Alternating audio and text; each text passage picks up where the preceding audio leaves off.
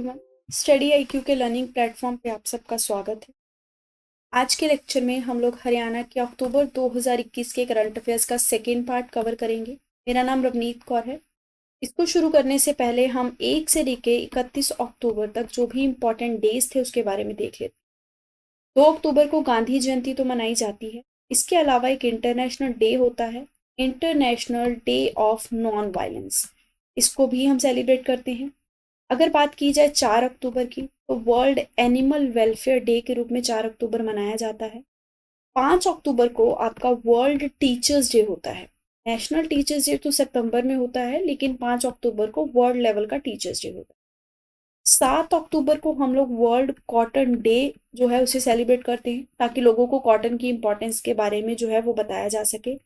10 अक्टूबर बहुत इंपॉर्टेंट है, world mental health day के बारे में मनाया जाता है, ताकि मेंटल हेल्थ से रिलेटेड जो अवेयरनेस है उसे क्रिएट किया जा सके। वर्ल्ड हेल्थ ऑर्गेनाइजेशन जो है वो भी इसकी रिकग्निशन के लिए मदद करती है वर्ल्ड मेंटल हेल्थ डे के लिए। 11 अक्टूबर फिर से इंपॉर्टेंट है, ध्यान रखेंगे। 11 अक्टूबर को हम international day of girl child जो है उसे सेलिब्रेट करते हैं, गर्ल चाइल्ड की इंपॉर्टेंस को दिखाने के। ठीक है। इसके अलावा आपका जो 13 अक्टूबर है वो फिर से इम्पॉर्टेंट है, जिस दिन हम international day for disaster risk reduction के बारे में बात करते हैं। 1989 में इसको शुरू किया गया था, ताकि डिजास्टर रिडक्शन के लिए हमें कैसे काम करना चाहिए उसके बारे में बात कर सकें। आगे अगर बात करें इंपॉर्टेंट डे की, तो 15 अक्टूबर को अब जो दिन मनाया जाता है 2008 से मनाया जा रहा है, लेकिन इस बार इंपॉर्टेंट है, वो है global hand washing day. Sanitation की इंपॉर्टेंस को दर्शाता है। कोविड की वैसे ही बहुत ज़्यादा मारी चल रही है, तो जिसकी वजह से ये हैंड वॉशिंग डे है, ये शायद पूछा जा सकता है। तो 15 अक्टूबर को हम इसे सेलिब्रेट करते हैं। 16 अक्टूबर अगेन इंपॉर्टेंट है, इस दिन हम वर्ल्ड फूड डे जो है उसे सेलिब्रेट करते हैं। फिर उसके बाद आपका जो अगला दिन इंपॉर्टेंट है वो है 17 अक्टूबर, जिस दिन हम international day for eradication of poverty मनाते हैं, ताकि पॉवर्टी से कैसे लड़ा जा सकता है उसके बारे में बात करते हैं। फिर 20 अक्टूबर मोस्ट इंपॉर्टेंट, इस दिन हम वर्ल्ड स्टैटिस्टिक डे जो है उसे सेलिब्रेट करते हैं। गणना के रूप में इस दिन को मनाया जाता है। इसका जो इम्पोर्टेंस है वो 2010 में रिकग्नाइज किया गया था, यूनाइटेड नेशन ने इसे रिकग्नाइज किया है। उसके बाद अगला जो आपका इम्पोर्टेंट दिन है वो खुद यूनाइटेड नेशन का ही दिन है, वो है 24 अक्टूबर, जिस दिन आपका यूनाइटेड नेशन का जो चार्टर था वो आया था, वो है 24 अक्टूबर का दिन। इसको यूनाइटेड नेशन डे के रूप में हम लोग सेलिब्रेट करते हैं। फिर 31 अक्टूबर को हमने पिछली बार देख लिया था, रन फॉर यूनिटी जो सेलिब्रेट होने जा रहा था वो था आपका राष्ट्रीय एकता दिवस, यानी कि national unity day. Sardar Vallabh भाई पटेल जी की बर्थ एनिवर्सरी को रिकग्नाइज करता है ये 31 अक्टूबर। अब शुरू करते हैं करंट अफेयर को। सबसे पहला क्वेश्चन है, हरियाणा वाटर रिसोर्सेज अथॉरिटी के जो चेयरपर्सन हैं केशनी आनंद अरोड़ा, इन्होंने ये कहा है कि हरियाणा में आने वाले सालों में कुछ एकड़ जो लैंड है वो और भी ज़्यादा इम्प्रूव होगा, उसकी फर्टिलिटी और भी ज़्यादा इंक्रीज होगी। तो कितने लाख एकड़ ऑफ लैंड है जिसकी फर्टिलिटी आने वाले साल में इम्प्रूव हो जाएगी हरियाणा में, ये आपको बताना है। तो इसका करेक्ट आंसर है 1 लाख एकड़ ऑफ लैंड की जो फर्टिलिटी है वो आने वाले टाइम में हरियाणा में इम्प्रूव होगी। ये इन्होंने इसलिए बोला है क्योंकि इनके हिसाब से हरियाणा गवर्नमेंट कुछ ऐसे स्कीम्स, कुछ ऐसे प्रोजेक्ट लेके आएगी जिससे कि हरियाणा के जो डिफरेंट एरियाज हैं जिनकी फर्टिलिटी कमजोर है, प्रोडक्टिविटी लो है, उस पर काम किया जाएगा। और एक और चीज आप ध्यान रख सकते हैं कि इसके लिए 4 डिस्ट्रिक्ट में लैंड सर्वे किया गया है जहां पे वर्क किया जाएगा, और 5 और डिस्ट्रिक्ट हैं जिसपे फोकस किया जाएगा। तो टोटल 9 डिस्ट्रिक्ट पे ज्यादा से ज्यादा लैंड सर्वे करके पहले फोकस किया जाएगा। नेक्स्ट क्वेश्चन है, women and child development minister ने ये बोला है कि जो भी एम्प्लॉयज की आउटसोर्सिंग की जाएगी स्टेट से, उनको एक पर्टिकुलर प्रोजेक्ट के थ्रू आउटसोर्स किया जाएगा। वो कौन सा प्रोजेक्ट है वो आपको बताना है, कौन सा डिपार्टमेंट है जो आउटसोर्सिंग देगा। आउटसोर्सिंग क्या होती है, जैसे कि यहाँ के एम्प्लॉय को कहीं और आउटसोर्स करके वहां पे काम प्रोवाइड करना। तो है एम्प्लॉय यहीं का, पर वो आउटसोर्स करके किसी दूसरे डिपार्टमेंट में भेजा गया है ताकि वहां का वर्कलोड जो है वो हैंडल कर सके। तो ये जो आउटसोर्सिंग है ये करने की जिम्मेदारी दी गई है हरियाणा कौशल रोजगार निगम लिमिटेड को। बेसिकली इसको कंपनीज एक्ट 2013 में इंक्लूड किया गया था, 13 अक्टूबर 2021 को। तो इस वजह से इंक्लूड करने के बाद ही जो गवर्नमेंट है, सेंट्रल गवर्नमेंट, उसने ये कहा है कि हरियाणा से जो आउटसोर्स किए जाएंगे एम्प्लॉयज वो इसी के थ्रू आउटसोर्स होंगे। ठीक है, तो इसको बनाने का मेन पर्पस ये था। इसका पर्पस यही है, जितनी भी गवर्नमेंट एंटिटीज हैं अगर उन्हें कॉन्ट्रेक्चुअल बेस पे मैन पावर चाहिए तो वो हरियाणा के थ्रू इसी रोजगार निगम लिमिटेड के थ्रू प्रोवाइड की जाएगी। कॉन्ट्रेक्चुअल मैन पावर की मेन एजेंसी है ये, ठीक है। इसका डिफरेंट प्रोसेसेस हैं जिसके तहत ये कॉन्ट्रेक्चुअल मैन पावर प्रोवाइड करेगी, और मेनली इसका फोकस क्या होगा, जो भी कैंडिडेट्स हैं जो कि डिसएडवांटेज हैं, यानी कि सोशो इकोनॉमिकली वो ज़्यादा मजबूत नहीं है, उनको अपलिफ्ट करना, उनको ज़्यादा से ज़्यादा काम दिलाना। इसके अलावा सैलरी और बेनिफिट्स दिलाना जो कि जायज़ हों, और स्टेट रिजर्वेशन की जो पॉलिसी है उसको फॉलो भी करना, यानी कि रिजर्वेशन वाले लोगों को भी खास तरीके से मैन पावर में इंक्लूड करना और जॉब्स दिलवाना। तो ये आप सारी चीज़ें जो हैं वो ध्यान रखेंगे, इंपॉर्टेंट है। ये हरियाणा की, अगर आपसे women and child development minister का नाम पूछ लिया जाए तो ध्यान रखेंगे, इनका नाम है कमलेश ढांडा। इन्होंने ये स्टेटमेंट दी थी कि अब ये निगम लिमिटेड जो है ये आउटसोर्सिंग करेगा इसकी। नेक्स्ट क्वेश्चन है, हरियाणा के सीएम मनोहर लाल खट्टर जो है इन्होंने एक अनाउंसमेंट की है कि एक प्लान जो है वो बनाया जा रहा है हरियाणा में, जिसके तहत एक पर्टिकुलर लैंग्वेज को अब जल्दी ही हरियाणा के पूरे स्टेट में, पूरे स्कूल्स में पढ़ाया जाएगा। तो किस लैंग्वेज को पढ़ाने के लिए, टीच करने के लिए प्लान अनाउंस किया गया है, ये आपको बता। करेक्ट आंसर है उर्दू। अब से उर्दू लैंग्वेज जो है उसको भी हरियाणा में पढ़ाया जाएगा, इसके लिए अनाउंसमेंट किया जा चुका है। और पर्टिकुलरली जो मुस्लिम डोमिनेटेड एरियाज हैं वहाँ पे ज़्यादा फोकस किया जाएगा। और ग्राम दर्शन पोर्टल के बारे में आप जानते ही हैं, ऑलरेडी ये ट्रांसपेरेंसी क्रिएट करने के लिए काम कर रहा है, जिस पोर्टल के तहत कि कोई भी आपके गांव में इशू है, चाहे वो लाइट का इशू है, चाहे ड्रेन्स का इशू है, आप डायरेक्टली सरकार से इंटरेक्ट कर सकते हैं। नेक्स्ट क्वेश्चन है, एनसीआर एरिया कौन सी स्टेट का बढ़ के 30,242 स्क्वायर किलोमीटर से 55,083 स्क्वायर किलोमीटर हो गया है। 30,242 कब था, 2001 में, और ये जो अभी का आपको दिखाई दे रहा है ये प्रेजेंट 2021 का है। इसका करेक्ट आंसर है हरियाणा। हरियाणा का एनसीआर एरिया लगातार जो है वो बढ़ता जा रहा है। हरियाणा की जो गवर्नमेंट है उसने ये डिमांड की थी कि हमारा जो एनसीआर का एरिया है उसे कम किया जाए, क्योंकि एनसीआर बनने से या बढ़ने से क्या हो रहा है, जो ऑटोनॉमी है हरियाणा की वो उस जगह पे थोड़ी कम हो जाती है। तो हरियाणा गवर्नमेंट की ये डिमांड जो है वो मान ली गई है। हरियाणा गवर्नमेंट ने ये कहा है कि जो भी एनसीआर दिल्ली है उसके पास 100 किलोमीटर का एरिया जो है वो लेते हुए ही एनसीआर बनाना चाहिए, उससे बाहर जाके एनसीआर नहीं होना चाहिए। तो इनकी ये डिमांड जो है वो अभी मान ली गई है, और हो सकता है आने वाले टाइम में बहुत सारे एरियाज जो हैं एनसीआर बनने जा रहे थे वो ना बने अब हरियाणा में। यहाँ आप देख सकते हैं ये रहा दिल्ली, और हरियाणा के कौन से ऐसे एरियाज हैं जो एनसीआर में आते हैं, आपका गुड़गांव, फरीदाबाद, झज्जर का कुछ एरिया, फिर सोनीपत का कुछ। ये जो आपको दिखाई दे रहा है ये यूपी है, ठीक है। तो इसलिए आपको ध्यान रखना है हरियाणा का 2001 में कितना था एनसीआर और प्रेजेंट में कितना है, ये डायरेक्टली पूछा जा सकता है फिगर देके। नेक्स्ट क्वेश्चन है, हरियाणा गवर्नमेंट एक एफर्ट जो है उसे क्रिएट करने जा रही है, एक पॉलिसी बनाने जा रही है ताकि स्टेट में जो इंडस्ट्रियलाइजेशन है वो यूनिफॉर्म तरीके से हो सके, यानी कि कोई भी रीजन ऐसा नहीं होना चाहिए जहाँ पे इंडस्ट्रियलाइजेशन ना हो पाए। और इसके तहत हरियाणा गवर्नमेंट ने एक टारगेट सेट किया है कि जितने स्टेट में 140 ब्लॉक्स हैं वहां से हम डिफरेंट प्रोडक्ट्स जो हैं उनको एक्सपोर्ट करेंगे। तो कितने प्रोडक्ट्स को 140 ब्लॉक्स से एक्सपोर्ट करने की बात हरियाणा गवर्नमेंट कर रही है, ये आपको बताना है।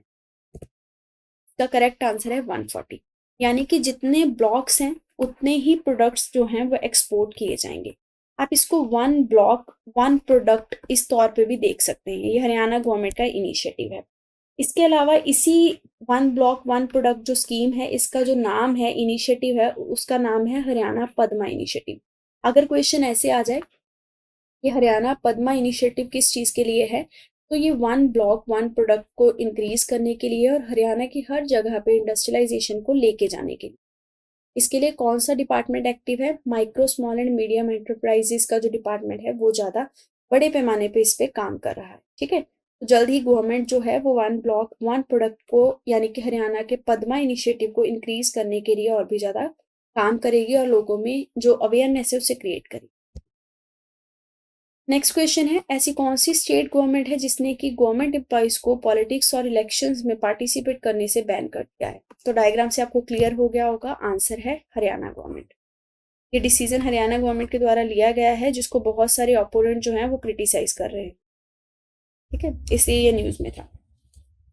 नेक्स्ट क्वेश्चन है, ऐसी कौन सी स्टेट यूनिवर्सिटी है जिसने कि कंट्री का पहला इलेक्ट्रिक ट्रैक्टर, यानी कि जो इलेक्ट्रिसिटी से चलता है वो ट्रैक्टर जो है वो प्रोड्यूस किया है, डेवलप किया है। आंसर है हरियाणा। अब ये कौन सी यूनिवर्सिटी है आपसे इस तरीके से भी पूछा जा सकता है, ठीक है। चौधरी चरण सिंह हरियाणा एग्रीकल्चर यूनिवर्सिटी, जो कि आपकी हिसार में है, उसने ये कंट्री का पहला इलेक्ट्रिक ट्रैक्टर जो है उसे प्रोड्यूस किया है। इलेक्ट्रिक ट्रैक्टर से जो फार्मिंग होगी वो और भी बढ़िया मैनर में कॉस्ट इफेक्टिव बन जाएगी। फार्मर्स जो हैं वो अपना बहुत सारा पैसा बचा सकते हैं और इस तरीके से सस्टेनेबल प्रॉस्पेरिटी आएगी। सस्टेनेबल क्यों? क्योंकि ये इन्वायरमेंट फ्रेंडली ऑप्शन है। अगर हम डीजल वगैरह यूज करते हैं वो पोल्यूशन लेके आता है, लेकिन इलेक्ट्रिक ट्रैक्टर जो है वो इन्वायरमेंट फ्रेंडली है।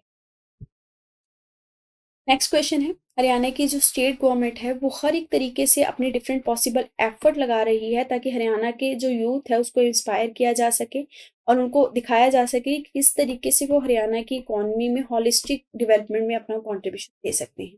तो कितने लाख यूथ को हरियाणा की गवर्नमेंट टारगेट कर रही है और उनको इंस्पायर करने की कोशिश कर रही है? इनका जो एज ग्रुप है वो है 18 से लेके 35 साल। करेक्ट आंसर है 75 लाख।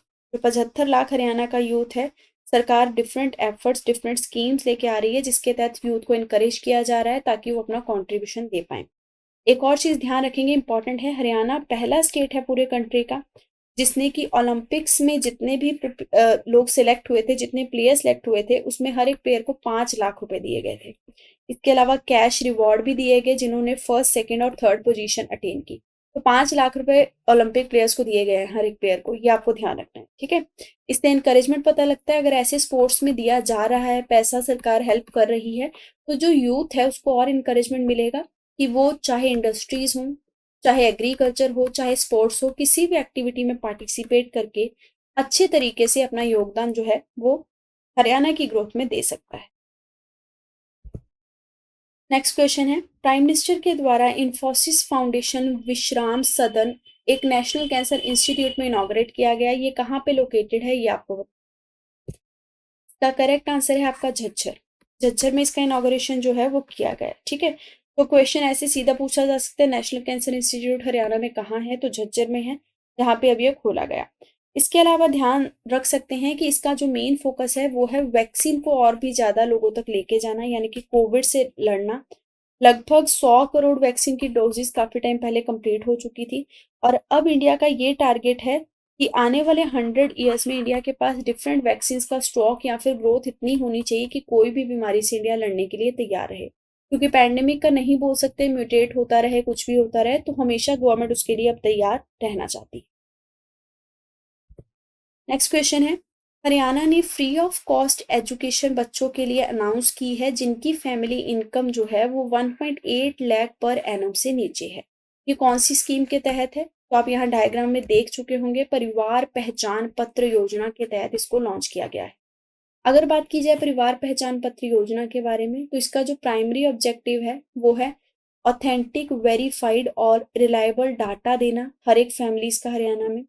इसका मेन पर्पस है हरियाणा की जितनी भी फैमिलीज हैं उनका बेसिक डाटा उनके कंसेंट के साथ डिजिटल फॉर्मेट में तैयार करके रखना और उनको एक 8 डिजिट की फीमेल फैमिली आईडी देना। तो 8 डिजिट की एक आईडी जो है वो पूरी फैमिली को प्रोवाइड की जाती है।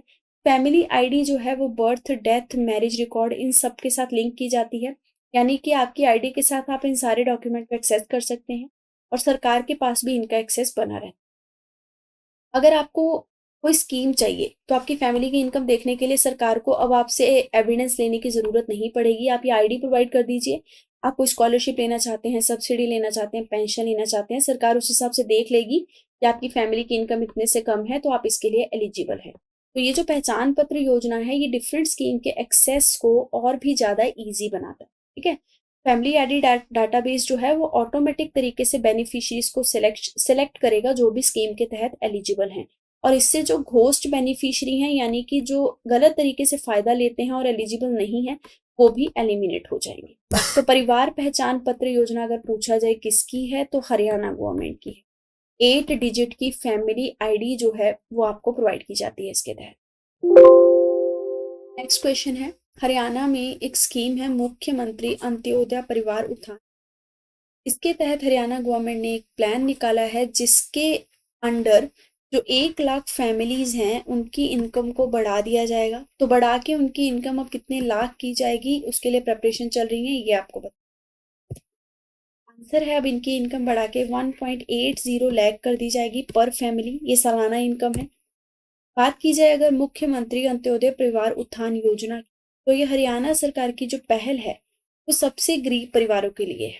अंत्योदय का मतलब ही होता है जो मोस्ट पुअर, ठीक है, उनके लिए है। इसके तहत जो गरीब वर्ग के लोग हैं उनको स्किल्स प्रोवाइड की जाएंगी, सेल्फ एम्प्लॉयमेंट दिया जाएगा, एम्प्लॉयमेंट के डिफरेंट मेथड्स और पैकेज दिए जाएंगे ताकि उनकी जो मिनिमम आमदन है, मिनिमम जो उनकी इनकम है वो बढ़ जाए। अभी 1 लाख है और बाद में बढ़ के 1.1 लाख से 1.80 लाख तक करने की बात है। प्रेजेंट में जो इनकी इनकम है वो 50,000 रुपया है सालाना। अब इसको बढ़ाने की कोशिश जो है वो हरियाणा गवर्नमेंट जल्द ही करेगी। नेक्स्ट क्वेश्चन है, स्टेट गवर्नमेंट एक प्लान क्रिएट कर रही है जिसके तहत जो स्मार्ट वॉचेस हैं उनको डिफरेंट डिपार्टमेंट्स में डिस्ट्रीब्यूट किया जाएगा, यानी कि डिपार्टमेंट में, बोर्ड्स में, कॉर्पोरेशंस में जो एम्प्लॉयज़ हैं उनको दिया जाएगा। कितने लाख एम्प्लॉयज़ को जो स्मार्ट वॉचेस प्रोवाइड की जाएंगी ये आपको बता। स्मार्ट वॉच जो प्रोवाइड है उसको करने का फ़ायदा क्या होगा, आप मॉनिटर कर सकते हैं एम्प्लॉय को, इस तरीके से मॉनिटर कि वो टाइमली ऑफिस में आए या नहीं आए, ठीक है। तो इससे अकाउंटेबिलिटी जो है वो इंक्रीज होगी। आंसर है लगभग 2.5 लाख एम्प्लॉय है जिसको ये स्मार्ट वॉचेस जो है वो सरकार के द्वारा प्रोवाइड की जाएंगी। और सबसे पहले जो शुरुआत है वो गुरुग्राम डिस्ट्रिक्ट से की जाएगी। इसको हम ऐसे बोल सकते हैं कि स्टेट गवर्नमेंट अपने डिजिटल रिफॉर्म्स जो हैं उस पर काम कर रही है और स्टेट में और भी ज़्यादा ट्रांसपेरेंसी लाने की जो है वो बात कर रही है। नेक्स्ट क्वेश्चन है, ऐसी कौन सी स्टेट गवर्नमेंट है जो कि जीपीएस इनेबल्ड रिस्ट वॉचेस भी अपने एम्प्लॉयज़ को प्रोवाइड करेगी ताकि रियल टाइम लोकेशन उनकी ऑफिस आवर्स की पता लग सके। तो ये GPS enabled smart watches Haryana government की ही, ठीक है। तो हरियाणा गवर्नमेंट मॉनिटर करने के लिए अपने एम्प्लॉयज़ को ये देगी। अगला क्वेश्चन है, हरियाणा गवर्नमेंट कितने लाख तक के इन्वायरमेंट क्लियरेंस जो हैं वो प्रोजेक्ट्स को दे चुकी। आंसर है 2 लाख। 2 लाख रुपए हरियाणा गवर्नमेंट जो है वो चार्ज करेगी अगर आपको किसी भी प्रोजेक्ट का इन्वायरमेंट क्लियरेंस चाहिए स्टेट में। पहले इसका जो अमाउंट था वो था 50,000, अब वो बढ़ा के 2 लाख रुपए हो चुका। यानी कि अगर कोई ऐसा प्रोजेक्ट है जिसमें आप इन्वायरमेंट को हार्म कर रहे हैं या उसके साथ छेड़छाड़ कर रहे हैं तो अब उसको प्रोजेक्ट को क्लियर करवाने के लिए आपको ज़्यादा पैसा देना होगा। इससे फ़ायदा क्या होगा, इससे आप ऑल्टरनेटिव प्रोजेक्ट की तरफ जाएंगे जो कि इन्वायरमेंट को हार्म ना करे क्योंकि आप इतना पैसा नहीं भरना चाहेंगे, ठीक है। अगर बात की जाए स्टेप्स की कि अगर इन्वायरमेंट क्लियरेंस लेना होता है उसके स्टेप्स क्या होते हैं। सबसे पहले आपको साइट सिलेक्ट करनी है, यहाँ पे आपको प्रोजेक्ट इम्प्लीमेंट करना है। फिर आपको इन्वायरमेंट इम्पैक्ट असेसमेंट एजेंसी के साथ कंडक्ट करना है। फिर एनओसी सर्टिफिकेट के लिए अप्लाई करना है, यानी कि इस एजेंसी को कोई ऑब्जेक्शन नहीं होना चाहिए आपकी चूजन साइट से। अब ऐसा नहीं होना चाहिए आपने कोई साइट वाइल्ड लाइफ सेंचुरी के अंडर चूज कर ली तो उस पर ऑब्जेक्शन आएगा ही आएगा तो एनओसी नहीं मिले। तो साइट भी कुछ ऐसी होनी चाहिए जिसमें इन्वायरमेंट को कम से कम नुकसान हो। फिर इन्वायरमेंट इम्पैक्ट असेसमेंट की स्टडी की जाती है और पब्लिक हियरिंग होती है, यानी कि पब्लिक अपने ओपिनियन है। उसके बाद जब एनओसी यानी कि नो ऑब्जेक्शन सर्टिफिकेट मिल जाता है तब फाइनली स्टेट गवर्नमेंट के पास जाता है आपका सर्टिफिकेट और स्टेट गवर्नमेंट फिर आपको क्लियरेंस देती है। और उस टाइम पे स्टेट गवर्नमेंट की एक इन्वायरमेंट अप्रेजल कमेटी होती है जो देखती है आपके प्रोजेक्ट को, दोबारा से रिव्यू करती है। फिर उसके बाद एक्सेप्ट किया जाता है या फिर उसे रिजेक्ट किया जाता है या कुछ कुछ आपको चेंजेस बताए जाते हैं। फिर आप वो चेंजेस करते हैं, फिर चेंजेस करने के बाद दोबारा से आपकी इन्वायरमेंट इम्पैक्ट असेसमेंट की जाती है। तो ये डिफरेंट स्टेप्स हैं जो कि इन्वायरमेंट क्लियरेंस फॉर प्रोजेक्ट के लिए फॉलो किए जाते हैं। नेक्स्ट क्वेश्चन है, ऐसी कौन सी स्कीम है हरियाणा गवर्नमेंट की जिसके तहत स्टेट गवर्नमेंट जितने भी टैलेंटेड स्टूडेंट्स हैं लो इनकम फैमिलीज से उनको चांस देगी कि वो अपने ड्रीम्स को पूरा कर सकते हैं और उनको असिस्टेंस देगी अगर उनको किसी भी तरीके के अपने टैलेंट को फॉलो करना। इसका आंसर है फ्री एजुकेशन स्कीम। तो एजुकेशन में अगर कोई भी असिस्टेंस चाहिए, फ्री का मतलब जो भी लो इनकम फैमिलीज के लोग हैं उनके लिए एजुकेशन फ्री है। और भी कोई असिस्टेंस चाहिए चाहे वो बुक से रिगार्डिंग हो चाहे वो किसी प्रोजेक्ट में असिस्टेंस से रिगार्डिंग हो तो सरकार इनकी बेझिझक मदद करेगी, ठीक है। हरियाणा में एक सुपर 100 प्रोग्राम जो है वो भी चलाया जा रहा है।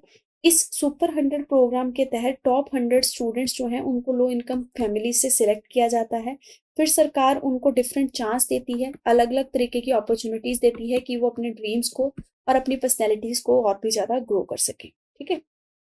इसके अलावा आप एक और स्कीम ध्यान रख सकते हैं, कुरुक्षेत्र यूनिवर्सिटी की है, जिसका नाम है KG to PG स्कीम। इसमें भी टारगेट जो है वो मेनली किया जाता है लो इनकम फैमिलीज के बच्चों। अगला क्वेश्चन है, 6th इंटरनेशनल गीता महोत्सव 2021 कहाँ पे ऑर्गेनाइज किया जाएगा? आंसर है कुरुक्षेत्र। इसको आप थोड़ा एस्टिमेशन से भी कर सकते हैं, कुरुक्षेत्र महाभारत के लिए जाना जाता है। ठीक है। तो डिफरेंट लेसन्स जो हम भागवत गीता से सीखते हैं वो इसमें देखे जाएंगे। 9 से 11 दिसंबर तक कंडक्ट हुआ, डेट्स ध्यान रखेंगे। ठीक है। कुरुक्षेत्र यूनिवर्सिटी और कुरुक्षेत्र डेवलपमेंट बोर्ड, ये दोनों इसकी इम्प्लीमेंटिंग वो थे जिन्होंने कि इसको ऑर्गेनाइज करवाया। नेक्स्ट क्वेश्चन है, डिस्ट्रिक्ट का ऐसा कौन सा सिविल हॉस्पिटल है, कौन से डिस्ट्रिक्ट का सिविल हॉस्पिटल है जिसको कायाकल्प अवार्ड 2021 से नवाजा गया हरियाणा में? आंसर है करनाल। करनाल के हॉस्पिटल को ये अवार्ड दिया गया। कायाकल्प अवार्ड होता किसके लिए है? हेल्थ फैसिलिटीज कैसी हैं, यानी कि उस हॉस्पिटल में जो हेल्थ फैसिलिटी दी जा रही है अगर वो बहुत अच्छी है तो ये कायाकल्प अवार्ड दिया जाता है। ठीक है। और हरियाणा में करनाल डिस्ट्रिक्ट के हॉस्पिटल को ये अवार्ड दिया गया। अगर बात की जाए कि ये किसके द्वारा दिया जाता है, तो नेशनल हेल्थ मिशन के अंतर्गत ये दिया जाता है। ठीक है। और इस प्रोग्राम के तहत कायाकल्प अवार्ड के साथ साथ कैश प्राइज दिया जाता है 50 लाख रुपए तक का। म्हारा गांव जगमग गांव स्कीम कौन से साल में लॉन्च की गई? ये स्कीम दोबारा से न्यूज में थी इसलिए इंपॉर्टेंट। तो इसको लॉन्च किया गया था 2015 में। ठीक है। अब इस स्कीम के मेन पर्पस, मेन ऑब्जेक्टिव्स क्या थे वो आपको ध्यान रखने हैं। ये स्कीम लॉन्च की गई थी एक्चुअल में कुरुक्षेत्र डिस्ट्रिक्ट में, अगर डिस्ट्रिक्ट पूछा जाए। इस स्कीम का पर्पस था कि इसको फेजेस में इंप्लीमेंट किया जाएगा। Different rural villages, rural areas जो है वहां पे इलेक्ट्रिसिटी प्रोवाइड की जाएगी। 310 गांवों को इसको टोटल कवर करना था। ये स्कीम उन गांव में भी लॉन्च करनी थी जहां पे मिनिमम पावर सप्लाई है। और इसका मेन टारगेट क्या था कि 16 घंटे दिन में बिजली हर गांव में अवेलेबल होनी चाहिए। और बाद में इसको बढ़ा के कितना कर दिया गया? 18 घंटे। ठीक है। और सरकार का ये कहना है कि अब ये स्कीम जो है ये 24 घंटे की इलेक्ट्रिसिटी प्रोवाइड कर रही है और बहुत सारे गांव ऑलरेडी कवर हो चुके हैं। और जल्द ही 5000 और गांवों को 24 घंटे की इलेक्ट्रिसिटी इस स्कीम के तहत हरियाणा की गवर्नमेंट जो है वो प्रोवाइड करेगी। धीरे धीरे पावर सप्लाई का जो एक्सटेंशन है वो बढ़ता चला गया, यानी कि पहले इसका टारगेट 16 था, फिर 18 हुआ, फिर अब 24 हो गया। तो हरियाणा गवर्नमेंट की स्कीम है बेसिकली। अगर इस स्कीम के तहत आप इनरोल होना चाहते हैं, इसका बेनिफिट लेना चाहते हैं, तो इसके लिए आपको परिवार पहचान पत्र चाहिए। परिवार पहचान पत्र क्या है ऑलरेडी मैंने पीछे आपको बता दिया। नेक्स्ट क्वेश्चन है, खरखोड़ा एरिया न्यूज में था तो कौन से डिस्ट्रिक्ट में लोकेटेड है ये आपको बताना है। करेक्ट आंसर है ये आपका सोनीपत में लोकेटेड। अब ये न्यूज में क्यों था?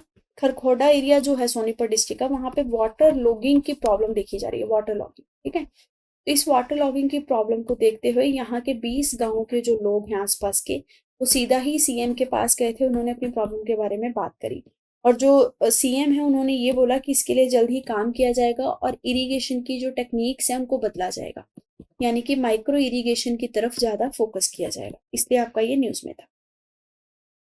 नेक्स्ट क्वेश्चन है, ऐसा कौन सा पोर्टल है जो कि सीड प्रोडक्शन प्रोग्राम में और भी ज्यादा ट्रांसपेरेंसी लेके आएगा?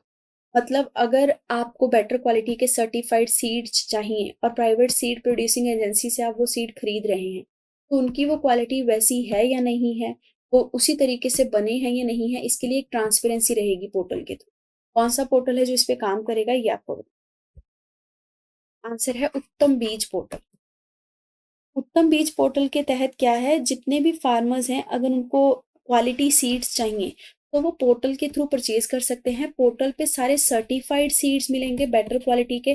जो भी प्राइवेट एजेंसी सीड्स बेचना चाहती है वो इस पोर्टल पे आके पहले रजिस्टर करेगी, उस एजेंसी के सीड्स की क्वालिटी चेक की जाएगी, तभी उसको यहाँ पे डाला जाएगा और फिर फार्मर्स वहां से खरीद सकते हैं। तो इससे फार्मर्स के साथ ठगी नहीं होगी और फार्मर्स की जो इनकम है वो और भी इंक्रीज हो पाएगी, क्योंकि क्वालिटी के सीड्स यूज करने से जो प्रोडक्शन और प्रोडक्टिविटी है वो इंक्रीज हो जाएगी। नेक्स्ट क्वेश्चन है, महाराजा अग्रसेन एयरपोर्ट को इंटरनेशनल एयरपोर्ट कन्वर्ट करने की बात चल रही है, ये आपने न्यूज में देखा होगा। तो कौन से ईयर तक हम इसको इंटरनेशनल एयरपोर्ट में कन्वर्ट कर देंगे ये आपको बताना है। इसका करेक्ट आंसर है 2024 तक का टारगेट जो है वो रखा गया है।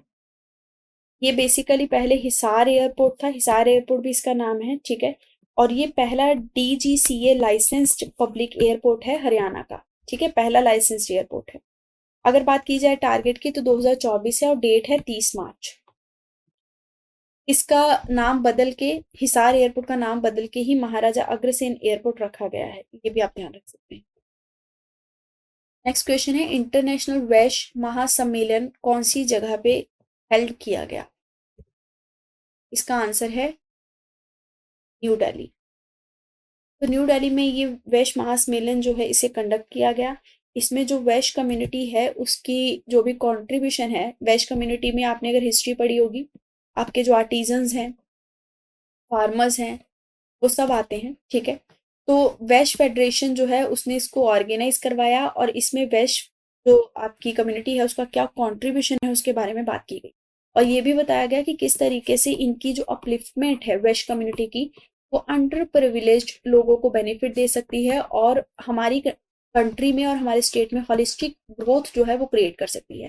क्योंकि अगर आप इस कम्युनिटी को टारगेट करते हैं डेवलपमेंट के लिए, तो इसके साथ आप मान के चलिए 70 से 80% पॉपुलेशन को कवर कर लेते हैं, क्योंकि मैक्सिमम लोग इसी कम्युनिटी में अंडर प्रिविलेज हैं अभी, जिनको कि हम अच्छी सुविधा प्रोवाइड कर सकते हैं, क्योंकि ये बहुत बड़े पैमाने पे ये कम्युनिटी कंट्रीब्यूशन करती है इकोनॉमी में। नेक्स्ट क्वेश्चन है, चीफ मिनिस्टर के द्वारा एक सब स्टेशन आजमनगर सीहोर महेंद्रगढ़ में इनॉग्रेट किया गया, ये कितने किलोवोल्ट का है ये आपको बताना है। आंसर है, इसकी कैपेसिटी है 33 केवी। अगला क्वेश्चन है, चीफ मिनिस्टर के द्वारा 50 डेवलपमेंट प्रोजेक्ट सोहना रीजन में इनॉग्रेट किए गए और सैंक्शन किए गए। सोहना रीजन गुरुग्राम में है। ये जो 50 डेवलपमेंट प्रोजेक्ट हैं ये कितने करोड़ की लागत के होंगे जिनको सैंक्शन किया गया है, ये आपको बताना है। आंसर है 125। इतनी लागत के इतने डेवलपमेंट प्रोजेक्ट जब इस रीजन में इंप्लीमेंट किए जाएंगे तो उस रीजन को और भी ज़्यादा बूस्ट मिलेगा और एम्प्लॉयमेंट की अपॉर्चुनिटीज और बढ़ जाएंगी। गुरुग्राम में ऑलरेडी इंडस्ट्रियल हब क्रिएट हो चुका है, तो अगर हम ऐसे और प्रोजेक्ट लेके आएंगे तो हरियाणा के लोगों के लिए जो अपॉर्चुनिटी है वो स्टेट के अंदर ही और भी बड़े पैमाने पे आएंगी। नेक्स्ट क्वेश्चन है, ऐसी कौन सी स्टेट है जिसकी स्वामित्व स्कीम इम्प्लीमेंटेशन एक मॉडल बन चुकी है पूरे कंट्री के लिए, यानी कि इन्होंने एक एग्जाम्पल सेट किया है इस स्कीम को इम्प्लीमेंट करने के लिए पूरे इंडिया में। आंसर है हरियाणा। स्वामित्व स्कीम के बारे में आपको पता होना चाहिए। स्वामित्व स्कीम के तहत जो आपके पास लैंड है उसकी ऑनरशिप के लिए आपको प्रॉपर सर्टिफिकेशन दिया जाता है, यानी कि अब जियो टैगिंग की जा रही है लैंड की। डिजिटल मेथड में आपके लैंड रिकॉर्ड जो है वो तय किए जा रहे हैं और हरियाणा गवर्नमेंट ने इसके लिए बहुत बड़े पैमाने पे काम किया है। मैंने आपको पिछली बार कराया था, ड्रोन्स जो है उनको यूज़ किया जाएगा सर्वे के लिए, मैपिंग के लिए, और जो भी पोर्टल है, जो भी लैंड का पोर्टल है, वहाँ पे आपकी लैंड की जो भी बाउंड्री है उसको डिजिटल पैटर्न में रिकॉर्ड किया जाएगा। हम लोगों ने लाल डोरा स्कीम के बारे में पढ़ा था। ये जो विलेजेस है हरियाणा के डिफरेंट, उसको लाल डोरा से मुक्त किया जा रहा है और उनकी भी अब जियो टैगिंग होगी, वहां पे भी लैंड रिकॉर्ड जो है वो स्वामित्व स्कीम के तहत मेंटेन किए जाएंगे। नेक्स्ट क्वेश्चन है, माधोगढ़ फोर्ट आपका कौन से डिस्ट्रिक्ट में लोकेटेड है हरियाणा के, ये आपको बताना है। करेक्ट आंसर है इसका महेंद्रगढ़। ये क्वेश्चन इंपॉर्टेंट क्यों है, क्योंकि जो सीएम है उन्होंने ये कहा कि महेंद्रगढ़ डिस्ट्रिक्ट जो है इसको टूरिस्ट डेस्टिनेशन के तौर पे डेवलप किया जाएगा, जहाँ पे डिफरेंट फैसिलिटीज हम प्रोवाइड करें। 9 करोड़ रुपए लगभग इसकी ग्रोथ के लिए, इसको टूरिस्ट डेस्टिनेशन बनाने के लिए हरियाणा गवर्नमेंट खर्च करेगी। देखिए, टूरिज्म पे हरियाणा गवर्नमेंट बहुत फोकस कर रही है। हमने पिछले 2-3 क्वेश्चन किए पिछली बार भी, तो महेंद्रगढ़ पे टारगेट किया जा रहा है। वहीं पे आपका माधोगढ़ फोर्ट जो है वो लोकेटेड है। इसके अलावा धोसी माउंटेन जो है उसको भी टूरिज्म के लिए यहाँ पे डेवलप किया जाएगा। तो हरियाणा गवर्नमेंट यहाँ पे सोच रही है कि ट्रैकिंग की जो फैसिलिटी है वो प्रोवाइड की जा सके, अच्छे अच्छे होटल्स खोले जा सके, होम स्टे स्कीम जो है वो भी इस यहाँ पे इम्प्लीमेंट की जाएगी, ताकि इस फोर्ट की जो और महेंद्रगढ़ डिस्ट्रिक्ट के जो डिफरेंट हिस्टोरिक प्लेसेस हैं उनकी जो मान्यता है, उनकी जो डिमांड है टूरिज्म में और भी ज़्यादा हाई हो।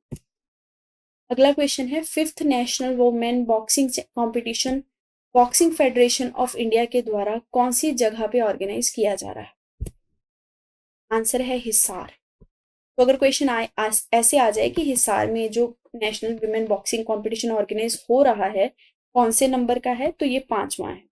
क्वेश्चन ऐसे भी आ सकता है कि किसके द्वारा ऑर्गेनाइज किया जा रहा है, तो बॉक्सिंग फेडरेशन ऑफ इंडिया के द्वारा ऑर्गेनाइज किया जा रहा है। ये भी पॉइंट आपके लिए इंपॉर्टेंट है।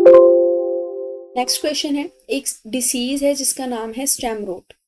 इसको चौधरी चरण सिंह हरियाणा एग्रीकल्चर यूनिवर्सिटी के द्वारा डिस्कवर किया गया है। तो ये स्टेम रोट किस पर्टिकुलर क्रॉप को इफेक्ट करती है, ये आपको बता। इसका करेक्ट आंसर है मिलेट। तो बाजरा को इफेक्ट करती है। ये कहा जा रहा है कि जो ह्यूमन गट में बैक्टीरिया पाया जाता है वही बैक्टीरिया या फिर फंगल इन्फेक्शन जो है वो इस मिलेट को इफेक्ट करता है। तो स्टेम रोट अगर पूछा जाए किससे रिलेटेड है, तो मिलेट से। अगला क्वेश्चन है, हरियाणा सांझी फेस्टिवल कहाँ पे सेलिब्रेट किया गया। तो हिस्ट्री का ही क्वेश्चन है, फेस्टिवल्स का स्टैटिक पार्ट का। कुरुक्षेत्र में ही आपका सेलिब्रेट किया गया। सांझी त्योहार की अगर बात की जाए तो ये एक देवी का नाम है जिसे महिलाएं घर की दीवार पर गाय के गोबर या फिर मिट्टी के लेप बना के पूजती हैं। और ध्यान रखेंगे इस बार भी इसको कुरुक्षेत्र में बड़ी धूमधाम से सेलिब्रेट किया गया, चाहे कोविड की सिचुएशन थी, क्योंकि फेस्टिवल वगैरह जो है वो मूड चेंज लेके आए कोविड के टाइम पे। नेक्स्ट क्वेश्चन है, हरियाणा जेल में जो विमेन है उनके लिए एक पर्टिकुलर प्रोजेक्ट हरियाणा गवर्नमेंट ने स्टार्ट किया है, उसका आपको नाम बताना है।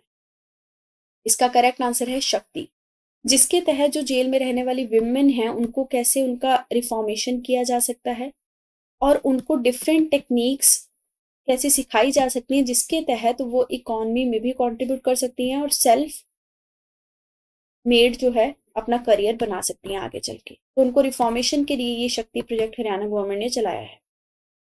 इसके साथ आपका ये लेक्चर खत्म होता है। अगर आपकी कोई क्वेरी हो तो आप इन कॉन्टेक्ट नंबर्स पे कॉन्टेक्ट कर सकते हैं। पढ़ते रहिए। All the best. Thank you very much.